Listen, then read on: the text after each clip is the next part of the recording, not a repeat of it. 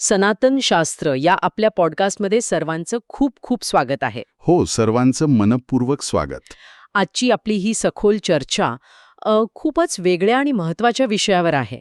म्हणजे आपण सगळेच नेहमी पाहतो ना की आपल्या आजूबाजूच्या सिस्टम विरुद्ध किंवा एखाद्या व्यवस्थेविरुद्ध आपण प्रचंड संतापतो. अगदी बरोबर. रोजच झालंय ते. हो ना, लोक रस्त्यावर उतरतात, सोशल मीडियावर प्रचंड आक्रमकपणे व्यक्त होतात. पण कसे ना, जेव्हा ती रागाची लाट ओसरते तेव्हा साध्य काय होतं? खरं तर काहीच नाही. अनेकदा परिस्थिती तशीच राहते. एक्झॅक्टली. मग असा प्रश्न पडतो की व्यवस्थेविरुद्धचा हा राग केवळ एक गोंधळ बनून का राहतो? आणि म्हणूनच आज आपण यावर एक सखोल अन्वेषण करणार आहोत. आज आपल्याकडे खूपच रंजक स्रोत आहेत. हो, आणि हे स्रोत म्हणजे स्वातंत्र्यवीर सावरकरांच्या विचारांनी प्रेरित असलेले काही आधुनिक लेख आहेत. बरोबर. ज्याला आपण आधुनिक युगासाठी नागरी क्रांतीची मार्गदर्शिका असं म्हणू शकतो. A modern manual for civilisational revolution.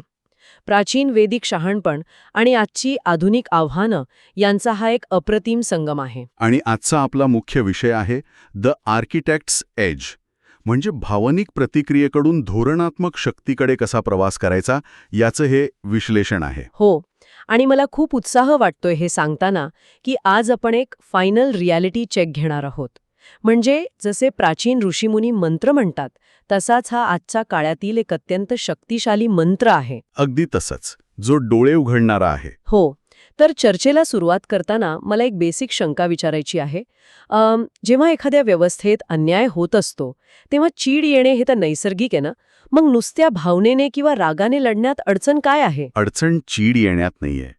कसं आहे ना, व्यवस्थेबद्दल चीड असणं हे जिवंतपणाचं लक्षण आहे. पण अडचण तेव्हा येते जेव्हा तो फक्त एक भावनिक लढा बनून राहतो. म्हणजे त्यात धोरण नसतं. बरोबर. जेव्हा एखादा लढा केवळ रागाने लढला जातो तेव्हा समस्येचं सखोल आकलन होत नाही. रागाच्या भरात आपले विचार खूप संकुचित होतात. मेंदू फक्त तात्पुरता दिलासा शोधत असतो. अच्छा, म्हणजे इन्स्टंट व्हॅलिडेशन. हो, माणसाला वाटतं की आत्ता या क्षणी माझा राग व्यक्त झाला पाहिजे. आणि या सगळ्यात जी स्ट्रॅटेजिक क्लॅरिटी असते ना, ती पूर्णपणे हरवते. भावनेतून ऊर्जा नक्कीच मिळते, पण ती भरकटलेली असते. थांब, मला इथे एक रूपक आठवतोय. म्हणजे ही जी ऊर्जा आहे ना, ती एखाद्या रिकाम्या पांढऱ्या कागदावर शाई सांडण्यासारखी आहे. अरे वा, हे खूप छान उदाहरण आहे. हो ना, शाई सांडले की कागदावर रंग तर दिसतो, पण त्यातून कोणतंच अर्थपूर्ण चित्र बनत नाही. तो नुसता एक डाग असतो. मग ही ऊर्जा नेमकी कशी वापरली जाते किंवा वाया कशी जाते? इथेच आपलं वैदिक तत्वज्ञान मदतीला येतं. होतं काय, जेव्हा कोणतीही कृती केवळ हृदय यातून येते, म्हणजे फक्त भावनेच्या भरातून जन्म घेते, बरोबर. पण त्यात ज्ञान नसतं, म्हणजे सखोल आणि स्पष्ट विचारांचा अभाव असतो, तेव्हा ती ऊर्जा दिशाहीन होते. ज्ञान हे त्या लेखणीसारखं काम करतं, जे हृदयाच्या ऊर्जेला दिशा देतं. म्हणजे नुसत्या भावना असून उपयोग नाही, त्याला ज्ञानाची जोड हवी. अगदी बरोबर. आणि जेव्हा ही जोड नसते तेव्हा माणूस हवेत हातपाय मारल्यासारखं करतो. बापरे. आणि मग या दिशाहीन ऊर्जेचा फायदा कोण घेतं? कारण आपण पाहतो की लोक खूप प्रामाणिकपणे आवाज उठवतात, वेळ देतात, पण चित्र बदलत नाही. मग या भावनिक योद्ध्यांचं शेवटी होतं काय? हा खूप महत्वाचा आणि थोडा भयानक भाग आहे. कसं आहे ना, या लोकांचा फायदा तीच सिस्टीम घेते ज्याच्या विरोधात हे लढत असतात. थांब, खरंच सिस्टीमच फायदा घेते? हो, किंवा मग मीडिया आणि राजकीय गट घेतात. कारण भावनिक लोक अत्यंत प्रिडिक्टेबल असतात. त्यांचा सहज अंदाज लावता येतो. अच्छा, म्हणजे त्यांना काय ट्रिगर करेल हे आधीच माहीत असतं. एक्झॅक्टली. मीडिया किंवा आजकालचे इन्फ्लुएन्सर्स सामान्य माणसांच्या भावनांना ट्रिगर करतात आणि स्वतःच्या फायद्यासाठी त्यांचा एक ॲम्प्लिफायर म्हणून वापर करतात. म्हणजे ज्याला सहज ट्रिगर करता येतं त्याला सहज नियंत्रितही करता येतं. हे खरंच भयानक आहे. लोकांना वाटतं ते स्वतंत्र आहेत, पण ते दुसऱ्याचाच अजेंडा चालवत असतात. होय, आणि सिस्टम त्याला शांत कशी करते माहीत आहे? ती थेट विरोध करतच नाही. मग ती काय करते? ती फक्त वाट पाहते. कारण या लोकांकडे सातत्य नसतं. सिस्टम दुर्लक्ष करते किंवा त्यांना एखादं लेबल लावून वेगळं पाडते. गोंधळ आणि ओरडण्याकडे दुर्लक्ष करणं हे सिस्टमसाठी खूप सोपं असतं. कारण विस्कळीत ऊर्जेला संपवणं सर्वात सोपं असतं. बरोबर. आणि यानंतर येतं ते सर्वात वाईट स्टेज, बर्नआउट. हो, मी पाहिलंय हे. लोक सुरुवातीला खूप ॲक्टिव्ह असतात आणि अचानक गायब होतात. कारण सुरुवातीला उच्च ऊर्जा असते, पण रिझल्ट काहीच नसतो. त्यातून निराशा येते आणि मानसिक थकवा येतो. ॲड्रेनलिनवर तुम्ही मॅरेथॉन नाही धावू शकत. अगदी खरंय.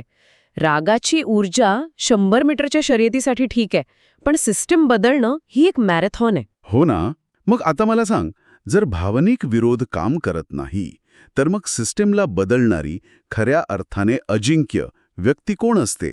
आपल्या स्रोतांमध्ये ज्या शिल्पकाराचा उल्लेख आहे तो कोण असतो? ही ती व्यक्ती असते जी गोंधळाचा भाग न बनता रचनेचा भाग बनते. ही व्यक्ती 3 महत्वाच्या गोष्टी करते.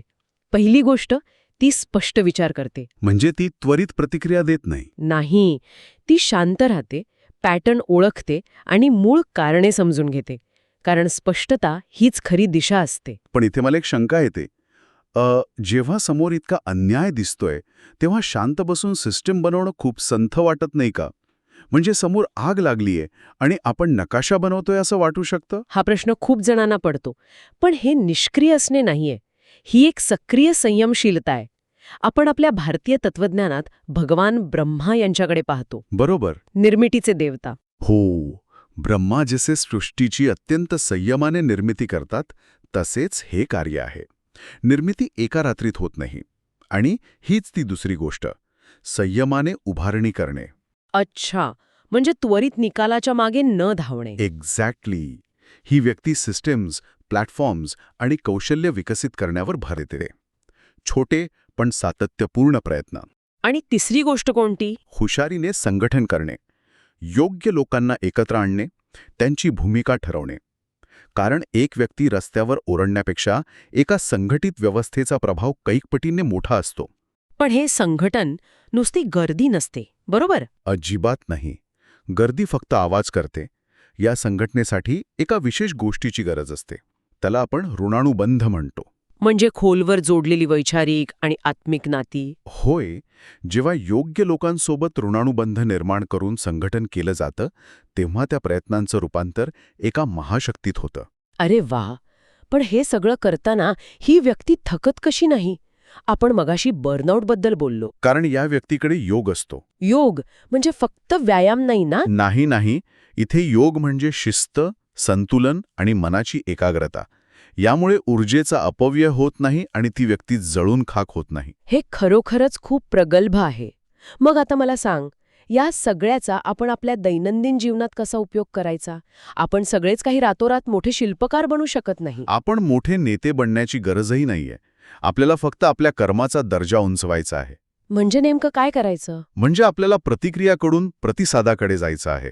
Reaction to response. अच्छा, थांबून विचारपूर्वक वागायचं. हो, भावनेकडून स्पष्टतेकडे जायचं आहे. आणि सर्वात महत्त्वाचं, गोंधळाकडून रचनेकडे जायचं आहे. पण इथे कटू सत्य आहे बरं का. आजकाल भावनिक प्रतिक्रिया दिल्याने सोशल मीडियावर लगेच व्हॅलिडेशन मिळतं. लोक लाईक करतात, आपल्याला वाटतं आपण खूप मोठं काहीतरी करतोय. हो, तात्काळ ताकदवान वाटतं ते, पण त्याने जमिनीवर बदल घडत नाही. याउलट संयमी आणि संघटित काम संथ आणि अदृश्य वाटतं. त्याला कोणी टाळ्या वाजवत नाही. पण तेच खरं आणि टिकणारा प्रभाव निर्माण करतं, नाही का? अगदी बरोबर. सिस्टीम रागावलेल्या होकांना घाबरत नाही. ती घाबरते स्पष्ट विचार असलेल्या आणि शिस्तबद्ध शिल्पकारांना. कारण तेच खऱ्या अर्थाने सिस्टमला मुळापासून बदलू शकतात. होय, आणि हीच खऱ्या आत्म्याची ओळख आहे. आत्मा जसा शांत राहूनही अत्यंत शक्तिशाली असतो, तसेच हे कार्य आहे. हे सगळंच खूप डोळे उघडणारं आहे. समाजाकडे आणि स्वतःच्या कृतींकडे पाहण्याचा एक नवीन दृष्टिकोन मिळाला. आजच्या या चर्चेचा सारांश एका ओळीत सांगायचा झाला तर जर आपण केवळ प्रतिक्रिया दिली तर आपण गोंधळाचा भाग बनतो. पण जर आपण निर्मिती केली तर आपण एका प्रबळ शक्तीचा भाग बनतो. अगदी चपखल सारांश. हीच ती शिल्पकाराची धार आहे. जाता जाता मला एका नवीन विचाराकडे सर्वांचं लक्ष वेधायचं आहे. आपण ज्या व्यवस्थेविरुद्ध आज लढत आहोत, ती व्यवस्था देखील एकेकाळी अशाच काही भावनिक बंडखोरांनी सुरू केली असेल का? हा खूप इंटरेस्टिंग विचार आहे. हो ना? आणि जेव्हा त्यांना समजलं असेल की नुसत्या रागाने काही होत नाही, तेव्हा त्यांनी स्वतःला शिस्तबद्ध शिल्पकारांमध्ये बदलून आजची ही सिस्टम उभी केली असेल का? म्हणजे प्रत्येक क्रांतीला टिकण्यासाठी स्वतःला एका रचनेमध्ये बदलावाच लागतो. विचार करण्यासारखं आहे हे. नक्कीच. खूपच खोल विचार आहे हा. तर आज आपण इथेच थांबूया. जर तुम्हाला या आधुनिक क्रांतीचा एक शिस्तबद्ध शिल्पकार व्हायचे असेल तर हा भाग नक्की लाईक करा, तुमच्या सहकाऱ्यांसोबत शेअर करा आणि चॅनलला सबस्क्राईब करा. आणि हो, कमेंट करायला विसरू नका. अगदी. तुम्ही सध्या कोणत्या नवीन गोष्टीची उभारणी करत आहात हे आम्हाला कमेंट करून नक्की सांगा. पुन्हा भेटूया पुढच्या भागात. तोपर्यंत विचार करत रहा आणि उभारणी करत रहा.